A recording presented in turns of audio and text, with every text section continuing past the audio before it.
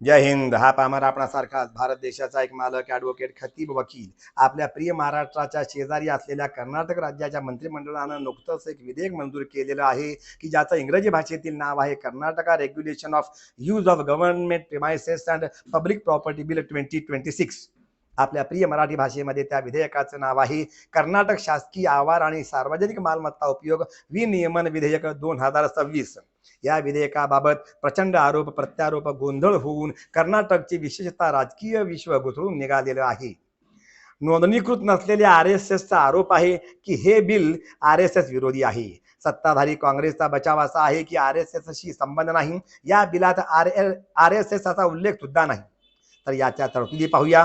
शासकीय किंवा सरकारी मिळकती याचा आवार आणि सार्वजनिक रस्ते, बगीचे, मैदान, खुली मैदाने वगैरे सार्वजनिक मालमत्तेवर मिरवणूक, सभा, बैठका, जमाव, कार्यक्रम, प्रसंग साजरा करणे, प्रशिक्षण, संघटित कृती इत्यादी करण्यासाठी सरकारची लेखी पूर्व परवानगी घेणे हे बंधनकारक राहील.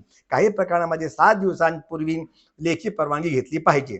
जर एखाद्या व्यक्तीने, संस्थेने किंवा संघटनेने कर्नाटक शासनाच्या लेखी पूर्व परवानगीशिवाय शासकीय इमारती, आवार किंवा सार्वजनिक बागा, मैदाने, रस्ते वगैरेचा अनधिकृत वापर केला तर अशा वापराला कृत्याला ट्रेसपास म्हणजेच घुसखोरी किंवा अतिक्रमण करण्याचा गुन्हा मानला किंवा समजला जाईल आणि तशा त्या अतिक्रमण करणाऱ्या लोकांना किंवा घुसखोरांना त्यांची तपासणी करून सरकारी सार्वजनिक जागेतून हाकलून देता येईल, काढून टाकता येईल.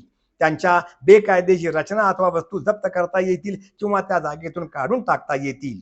सदर शासकीय इमारती, आवार आणि सार्वजनिक जागांचा बेकायदेशीर वापर किंवा घुसखोरी अतिक्रमणाचा गुन्हा हा कॉग्निझेबल म्हणजेच दखलपात्र आहे आणि अजामीन पात्र म्हणजेच नॉन बेलेबल आहे. म्हणजेच अशा गुन्हेगारांना पोलीस थेट वॉरंट शिवाय अटक करू शकतील आणि अशा अटक झालेल्या गुन्हेगारांना गुन्हा हा अजामीन पात्र असल्याने फक्त सत्र न्यायालयातूनच म्हणजेच सेशन्स कोर्टातून जामीन मिळू शकेल. सेशन्स कोर्टातून जामीन मिळवणे हे व्यावहारिकदृष्ट्या जास्त अवघड आणि वेळ काढू ठरू शकते. कायद्याप्रमाणे शिक्षा आणि दंड काय आहेत ते पाहूया. पहिला गुन्हा असेल तर 3 वर्षेपर्यंत सक्त मजुरी आणि 5 लाख रुपयेपर्यंत दंड. दुसरा किंवा त्यानंतरचा गुन्हा असेल तर 5 वर्षापर्यंत सक्त मजुरीची जेल आणि 10 लाख रुपयापर्यंत दंड. दोषी ठरल्यानंतर सुद्धा असा अतिक्रमण किंवा घुसखोरीचा गुन्हा करणं सुरूच ठेवलं तर प्रत्येक दिवसाला रुपये 5,000 इतका दंड केला जाईल. 10 किंवा जास्त लोक असतील तर त्यांना मोर्चा किंवा मिरवणूक मानलं जाईल आणि हा कायदा लागू होईल.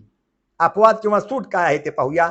या कायद्याच्या कचाट्यातून सूट मिळवण्यासाठी निम्नलिखित उद्देश आणि स्वरूप या 2 बाबींवर अवलंबून राहील. उद्देश लग्न, मयत, शिक्षण, खेळ किंवा मनोरंजन आणि स्वरूप असंघटित कृत्य जसे आयोजक नाही, पूर्व आयोजन नाही, संख्येची मर्यादा वगैरे.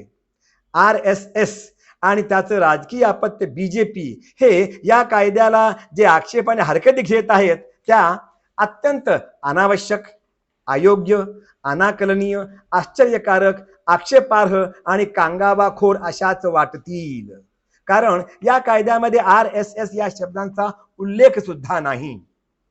जय हिंद.